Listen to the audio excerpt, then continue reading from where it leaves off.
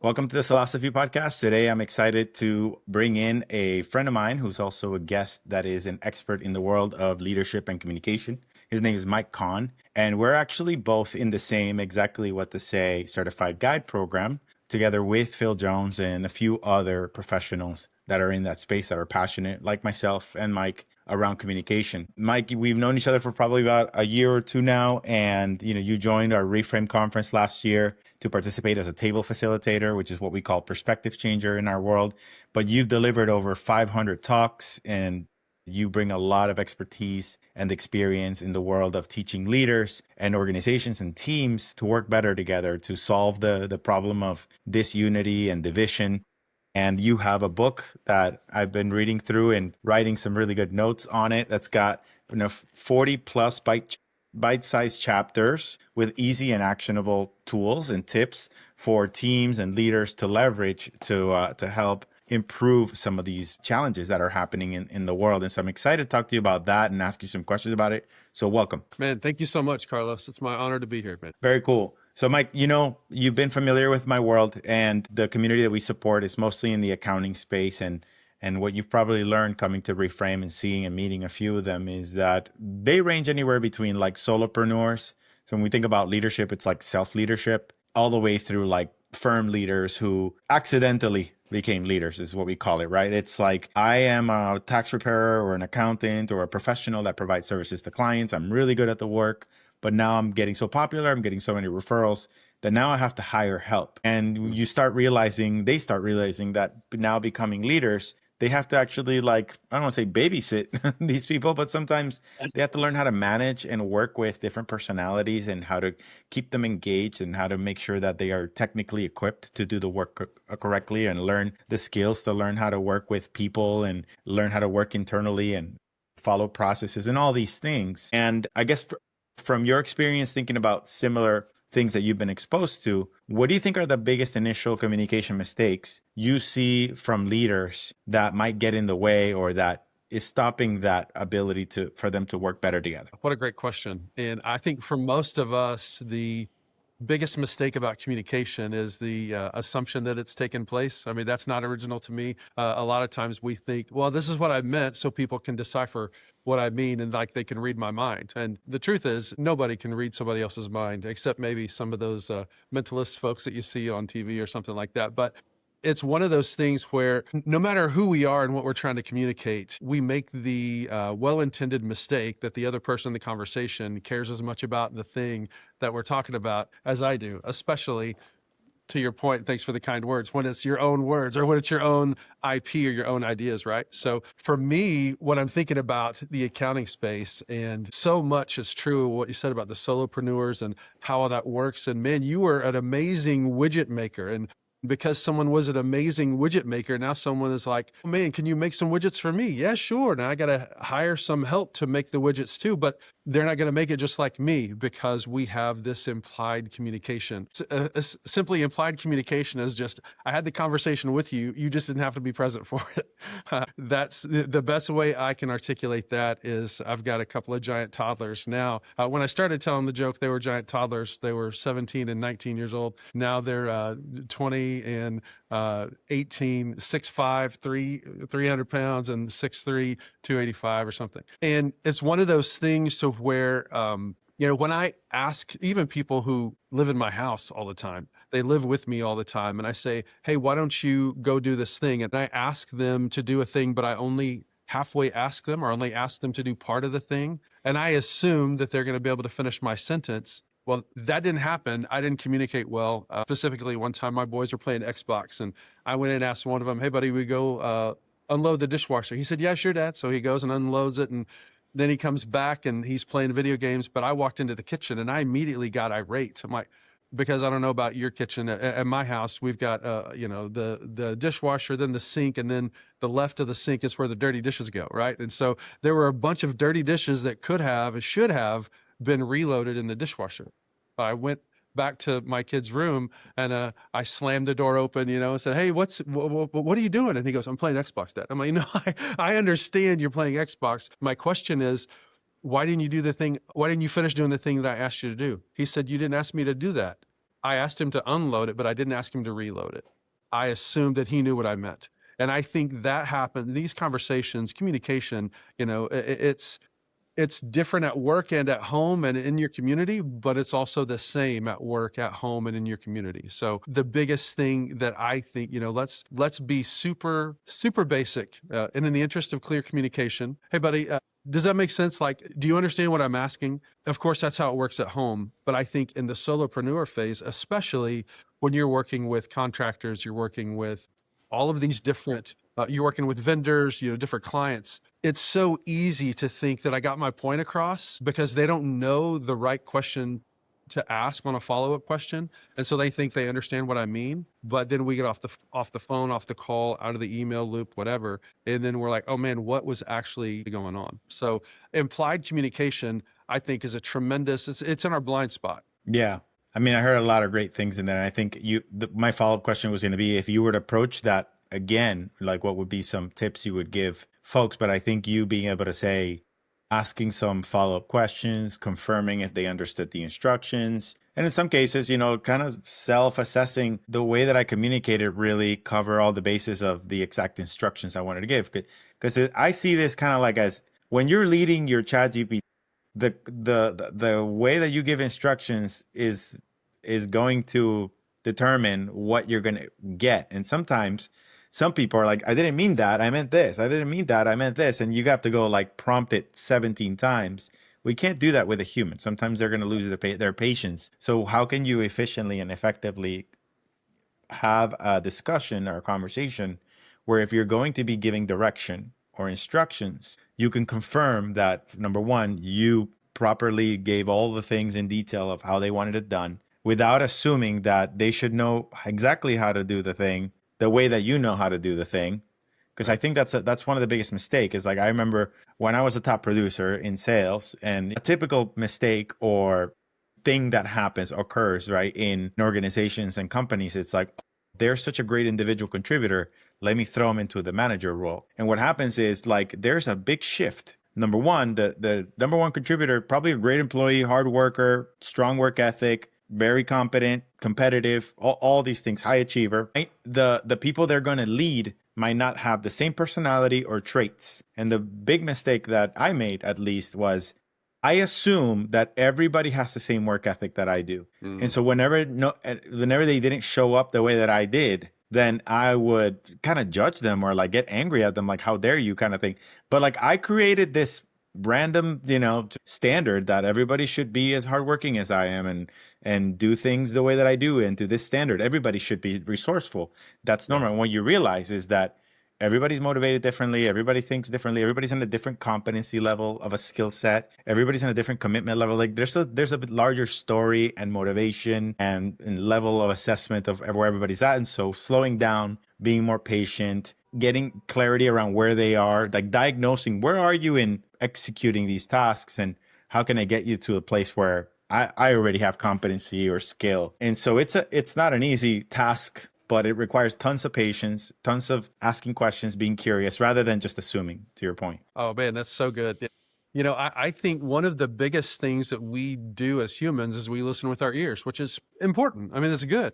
But I think we leave so much of what's said on the table when we only listen with our ears. Listen with your eyes, because depending on, whatever stat people want to throw out, I love to ask in the room when we get in the room, okay, based on your experience, what percentage of communication is nonverbal?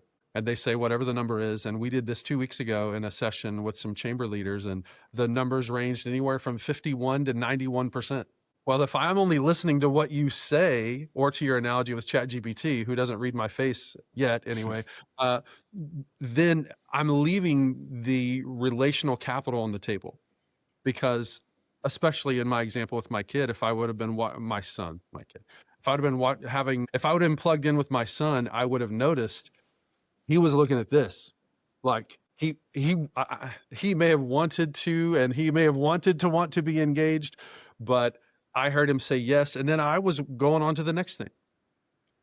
To put that back in a work context, if let's say it's 51% or up to 91% is nonverbal, then whenever you listen with their eyes, furrowed eyebrows, like that all means something. And most of the time, we're so busy being efficient with our communication that it becomes less effective, right? I'm so busy crafting my response to your answer. Or what if you're going to ask this other question and I just can't wait for you to finish and to toss the ball my way so I can step up to the plate and crush it, as opposed to listening with your eyes so you can, especially like our conversation now. I'm in Oklahoma, you're in Florida, maybe you might be somewhere else, but we're having this great conversation.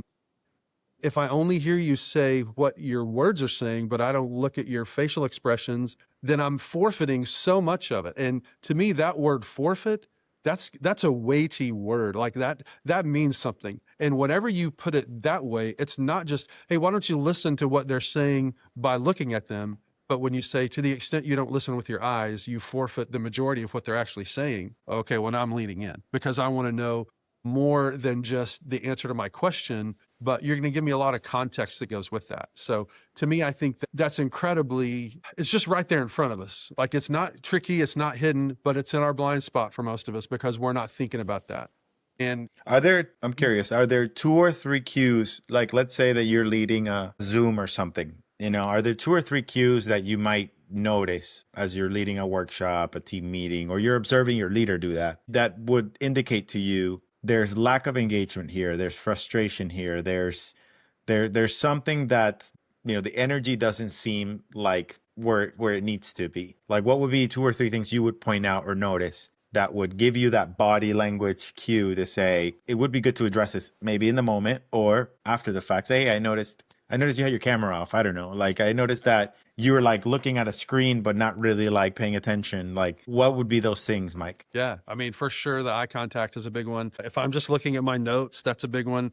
If I'm following along as you read, head nod, and I hear you say, does that make sense? And I'm like, yeah, oh, yeah. And I'm quick to look back. Like, think of it this way. I don't know what it was like for you in middle school or in high school. Sometimes, believe it or not, whenever I was called upon, I was caught by surprise because I wasn't fully present. And so it's not a gotcha thing. It's not like you're trying to catch some, so often I think we try to become, Columbo or whatever our, favorite detective is, and we're trying to catch somebody doing something wrong. Listen, there's enough people doing that. All leaders manage, but not all managers lead. And I don't think it's a badge of honor to be able to call somebody out for doing something wrong. It's not what you're suggesting. I'm just putting that out there because I think a lot of times people say, well, I want to show you how observant I am. And so I just want to let you know, hey, Mike, you missed a spot when you were shaving. Also, your eyebrows, Mike, looks like you got a 5 head instead of a 4. Like, well, something that someone might say that's kind of like they're trying to be funny, but you're trying to engage. So to your point, how do you invite them to come back? Certainly if it's on a Zoom call or something that has a chat, ask them to put something in the chat. Like, that's the easiest way. And it's something that I don't want to say most of the time we don't do it, but I would say maybe we don't do it enough. Oh, but Mike, I get so frustrated when someone says, is it sunny? If it's sunny where you are, put a 1 in the chat. If it's cloudy, put a 2 in the chat. Like, that whole thing is engagement. But what people who don't do this, what you and I do for a living, people who don't understand, when you ask people, what's your best way to stay engaged? Like, there's a great people operations survey that went out, and 72% of the people, the question was, what's your greatest variable in your engagement? They said recognition. And so when you ask someone to do a thing and they do the thing you ask them to do, don't not say anything about it. Oh man, Carlos, thanks for answering my question. Man, I appreciate you. It's not just something that is automatic, but here's the pushback. People say, well, my God, so I'm supposed to tell them, thank you for doing, you ask you to fill out a survey and you fill out the survey. So I'm supposed to say, thanks for filling out the survey. And they're kind of like angry eyebrows or rolling their eyes or whatever that is. Well, let me ask you this question. Have you ever been asked to participate in a survey or something, and you did the thing that you were asked to do, and then the person who asked you to do it never even acknowledged you did the thing that they asked you to do? The answer to that is yes. And when we ask it in public, when we ask it in a public setting, the answer is always yes. And then I smile and I kind of lean in and I say, great, you and me both. Now, how likely are you to do the next thing that same leader asks you to do? Because we don't want to do busy work. At the same time, whenever I ask you to do a thing and you do the thing I asked you to do, now you're leaning in and saying, oh, well, he noticed that. Oh, well, she noticed that. Well, that's amazing. Too often we only recognize what needs to be improved upon. But what's true is when what gets rewarded gets repeated. And so if you say you want a culture, be it internal workspace, be it with vendors, with clients, with prospective clients, with your teammates, with your Upwork people, whoever else you're contracting with, if you say you want a collaborative spirit, but the only time that you reach out is when something doesn't go well, then what you say you want, but what you're rewarding with attention doesn't add up. So that's why I would say lean in whenever that low hanging fruit that people present to you, receive it as a gift. Thank you so much for engaging. Carlos, thanks for showing up today. Man, whatever the situation is, when you ask someone to do a thing and they do the thing, then when you recognize that, the only thing that's going to do is invite them to lean in a little bit more and help them feel seen and feel valued, which is. I want to add something to that too. One approach that I really love that Hector and I do and reframe, and I really do think it is a form of leadership in some way, shape, or form, is how transparent we are about our process and how communicative we are explaining the why. You got a chance to experience that being a table facilitator, and you see that we kind of show you how the sausage is made per se, right? Like we break down when we build the exercises, we walk you through the exercises before. It's not like we're just saying, hey, can you go be a coach? And then, by the way, these are the instructions. And when you have no direction, no clarity, obviously that's going to create frustration on your end because you're going to show up trying to be your best, but you're giving us an opportunity to lead you. The very least we want to do is create such an easy path that it's going to make you want to show up, do it with the best level of intention and show up being your best, eliminate all obstacles, all anxiety, so that you could just focus on executing, being present and supporting, and then wanting to come back again, right? And we do that for our attendees. We do that for our society members. So when I hear you say recognition is good, and when you're asking for someone to do something and then thanking them, I would say that the step up to that would be is explain why you're asking them to do the thing. And then if you even want to level it up the most, is reveal like what was the outcome of them doing the thing, like what impact they had on the organization or the purpose behind the thing, because then I think that creates more sense of ownership, more sense of like feeling like they're part of something, that inclusiveness. But I think too many times leaders are just asking their employees or team members to just do the thing, like check the box, but they don't even know why they're checking the box. That's right. Then if you just take a step ahead and just say, hey, do you understand why we go and export this to PDF and then run it through this to reconcile? Do you understand like why that step is important? They're like, well, I don't know. I guess I'm just doing the thing because you're asking me to it. Well, actually, let me tell you the impact is of skipping this step. It affects the client this way, and then that could cost them money, and then that will impact the ability for them to want to stay with us as a client. And now they're like, oh shit, I better not mess that up. Right. That's right. So I think it's beyond the recognition. It's like, can we go even explain the why and just slow down? But I think too many times when it's stressful, we're overwhelmed, we're overworked, we just got to chase the next task, and that's probably where things get broken. I couldn't agree with you more. And you guys actually did an amazing job of that at Reframe. I'll give you two scenarios, but just imagine that Carlos and Hector come up and they say, I know what it says in your book, but we're not going to do that. We're going to do this. And then we just go and do this. People will follow. Yeah. But that's not what that was a crazy moment, right? Like 75% of the way we executed everything according to plan, and everybody knew the instructions, but then we just said, you know what? We read the room, we read the audience, we read the energy, we said, the heck with the plan. We're going to do it. We're going to do what you need. We're going to do what the audience needs at this moment. Sometimes throw away the playbook. It's risky, but it paid off. Absolutely. It's risky, but you did the thing that you just articulated. You reset the expectations, right?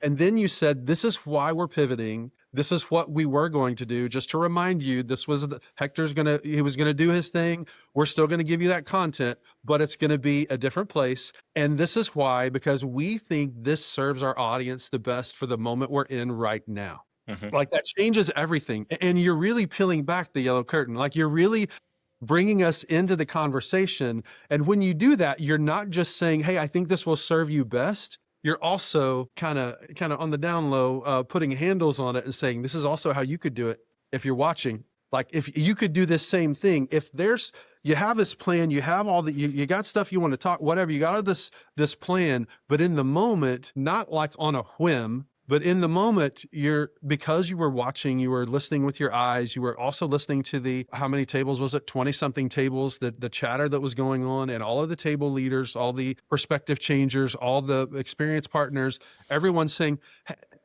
hey, this is going well. And not, yeah, but yes. And what, man, we got some questions I'm not sure we have time for. And you guys didn't say, talk faster.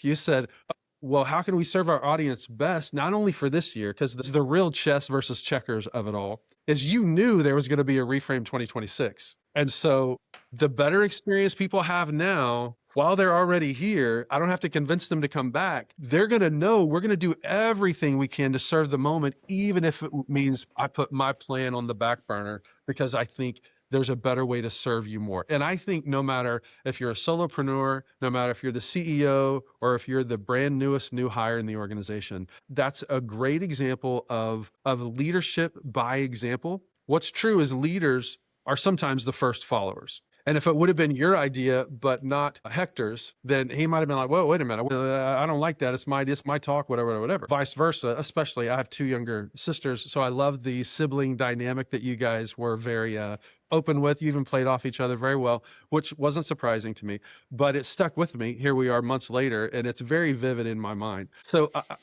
I think it was, you literally could, both of you sit on a stool, have someone like me interview you and say, what did you do? What did you pivot from? Why did you do it? And when did you deliver that content that was going to be that live workshop? And then what were the ripples in a good way? I mean, there's always, in leadership, there's always going to be benefits of the decisions. And then there's also byproducts of the decision. Those are good. Then there's also barriers and blind spots, right? So you had all these things to navigate through, but now on the other side of it, where you threw that rock and it's had lots of time to make the ripples, would you do it again in the same moment? And we're not doing that for the podcast, but I will ask you that question, knowing what you know now, the decision you guys made, what it cost, and the benefits that you got from it.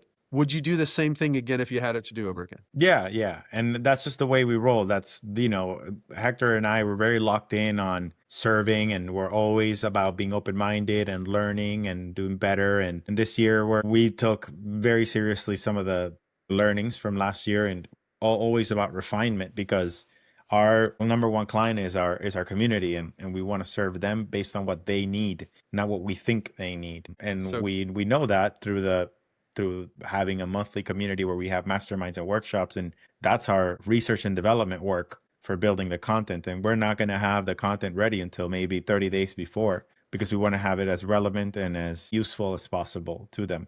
I want to shift into something, because I don't want to make this about a reframe thing, but I do appreciate giving space to that. One of the things that this industry struggles with, and I'm sure many others that you've worked with, is retention, and then hiring and keeping like good quality talent. So kind of a 2-part question. Part 1 of the question is, what is the biggest reason people quit?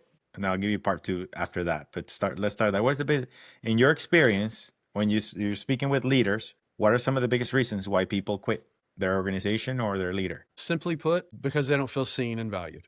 They don't feel like they were like the difference they made enough of a difference. Maybe they were, an all-star, but it was always behind closed doors. And even maybe they made more money than they ever have, but it's not only just about the money. It's not about the money, but it can't only be about the money, which is why in everything that we talk about, I mean, there's always a cost in people and in profits.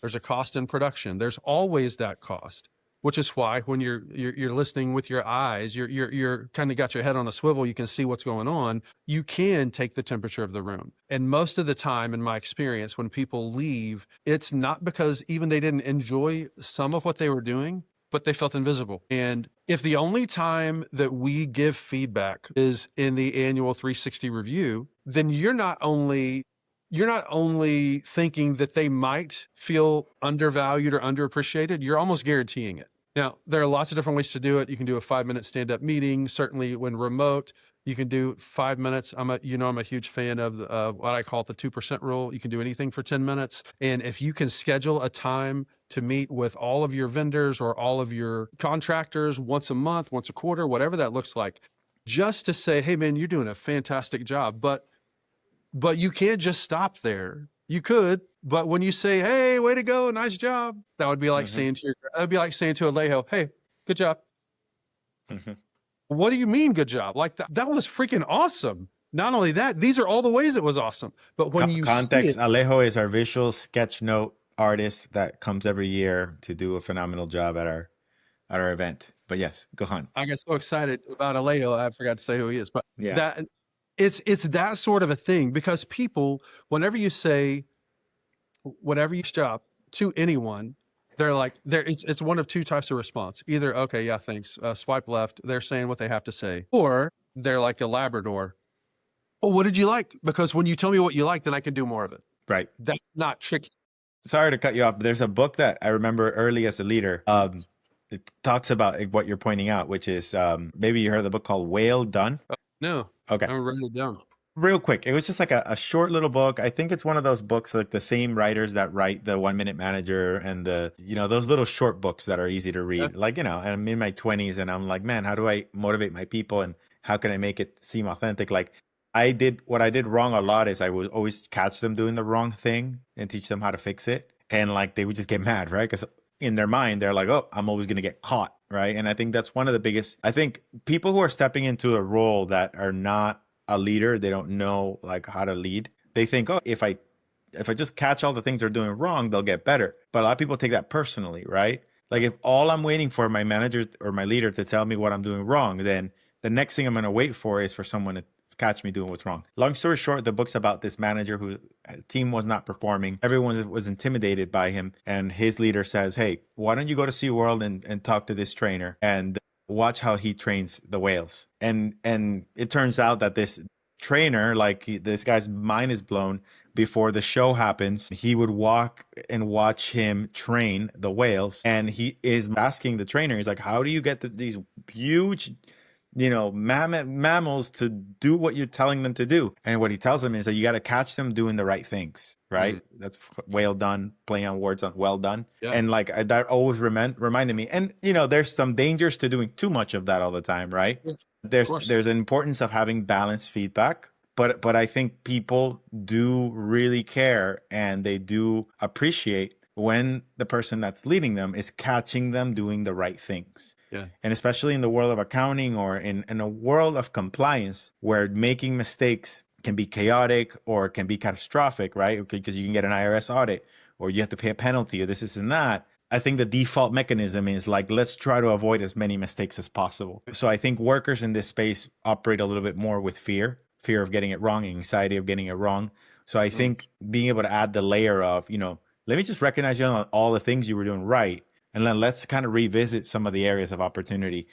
So and I'm sure in your world that's probably something you've ran into as well, seeing managers in their mind, their intention is, well, if I help them fix the wrong things, they're going to get better, but not really understanding the impact of it. That's exactly right. And to your point earlier, when you tie it to outcomes and not only what's wrong and what's broken and how much it's going to cost us, but what was right, and then how much it's not only going to save us, but then it's also going to, again, not just in profits, but you're talking about a culture. Culture is the way we do what we do and the way we allow it to be done. That's different than the mission statement. The mission statement's a thing that hangs on the wall. It says, this is how we say we're going to do it. But culture is the way we do what we do and the way we allow it to be done. But I don't hear it that way. I hear, this is how we do it. And to the extent, because this has been back and forth in my mind forever, and this is the message to the leaders, right? I do it a little differently than some folks, but to the extent that I try to copy how Carlos does it, I'm a really bad carbon copy of Carlos. We might say the same thing, even some of the same phrases that we've learned. Like we might have some of the same deliveries, but if I try to do it just like Carlos, listen, I already know I'm not as cool as Carlos. So I'm already swimming upstream. But to the extent my real story, there have been times, especially early on when I would do the talk and I would talk about culture and I would say it, but I wouldn't sing that line. And I would come off stage and I would feel like a fraud. But whenever I would sing, this is how we do, and I turned it into a little karaoke thing.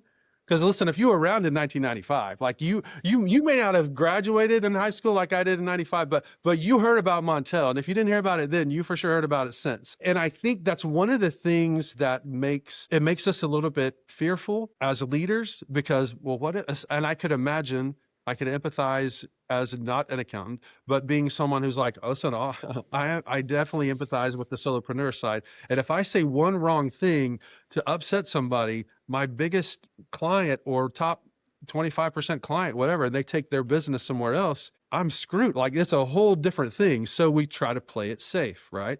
Well, culture is the way we do what we, and then it sounds like Bueller from the Ferris Bueller's Day Off movie. Now I know it's way over your, no, it's way before your time. All that to say, I love to ask this question. Do you want people to follow you or obey? Because they'll obey out of compliance. So you set the expectation. Sometimes they'll obey just out of compliance. But what happens, and I know that your audience varies. Some of them are solopreneurs and some manage and run firms. What I know is true about people is they'll obey out of compliance, but then they'll go to Indeed.com to try to find a leader worth following. Like, and also if you don't believe the dude in the mirror, someone worth following, again, we're swimming upstream. And that's where it becomes such a mental gymnastics where we're trying to say, okay, well, I mean, I remember Olga and, you know, she was very kind, but she probably does her, you know, her very initial analysis differently than I do. Well, maybe I should do it just like she does. Well, but my last name's not Hurtado. Like, it doesn't make sense for me to try to do what she did the way that she did it. And to the extent that I own that, to your point a minute ago, you said when I was a younger leader, there were some things that I didn't do as well. Then you reframe, certainly no pun intended, you reframe that into this. I bet you're a bit like me. When you didn't know as much as you know now, you didn't do as well as you do now. But the good news is when you know better, you do better. That's not tricky. And this is how you can do a little bit better. And for me, it's the back to the retention piece. This is the thing that I know everybody can do, but I would suspect for most of us, it's in our blind spot. And it's the most powerful 3-letter word in the English language. You knew I was going to have to go there. Like that's the most powerful 3-letter word in the English language, but it's one that most people, it's for, F-O-R. The most powerful word in the English language that's not a deity, F-O-R. But what is true is most people are not known by who they're for. We're more known by what we're against. Because it's so much easier, online or off, to put our fist in the air and say, we're not gonna take it. And you can't treat me that way.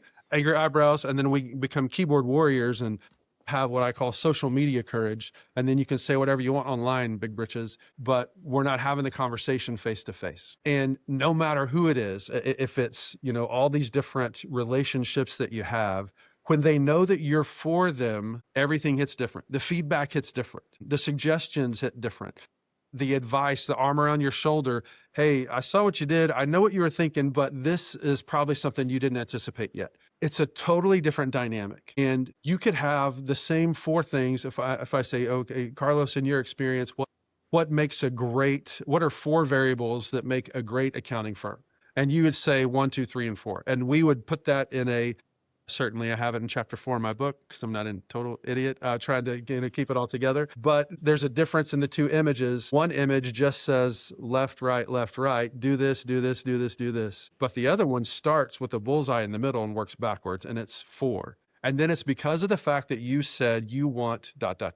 And then now we're tying the behavior, the expectations to the goals that they have. And we're giving them an actual, real, tangible reason why. It's not just, well, because I said so, or, well, I think you should be here on time while I'm definitely distracted. Now it's tying the thing that they say they want to the behaviors that we know will help them get there. Also, Awesome. if you're talking about talking too much, you have a bottle of water. Oh, I'm gonna keep it simple. I'm a kind of person that when I say I'm gonna do something, I hate, like, if the conversation gets too good, to never address. I hate leaving an open loop. So I left an open loop in this question. If you remember, I said this was a 2-part question, and I wasn't going to forget about part 2. Yes. But I'm going to make part 2 easier for us because I know that we're coming up on time. If you can give me 3 words, they could be individual words or they could be one sentence that would describe what would be a tip or a recommendation for firm leaders around hiring and retention. What would be 3 words for them to think about, like as a best practice to attract good quality talent? What would be elements that good quality talent are looking for in a leader to maybe make them want to work for them? I'd say definitely, man, that's a great, you said 3 words, right? I have 100. Yeah. I love building constraints for you, Mike, because, you know, we can No, listen, put the bumpers in for bowling. I appreciate it. It keeps me out of the ditch, theoretically. I would say definitely explicit expectations, extravagant execution. Had one extra one. Okay. I All couldn't right, just say cool. execution, extravagant execution. Okay, great. Awesome.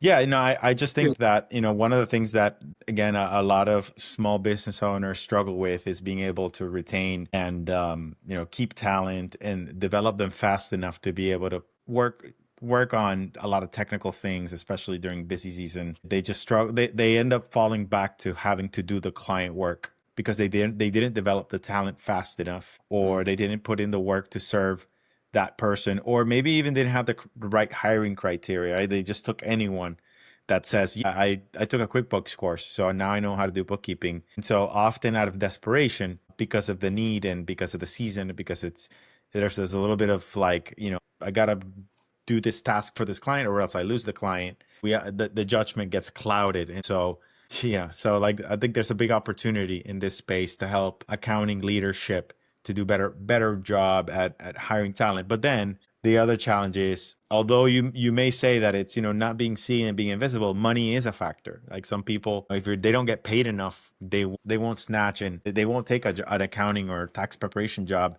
especially in an industry that's like literally like the average age of an accountant or CPA, it's like over 60. And, in the next 15 years, a big percentage of the workforce is retiring.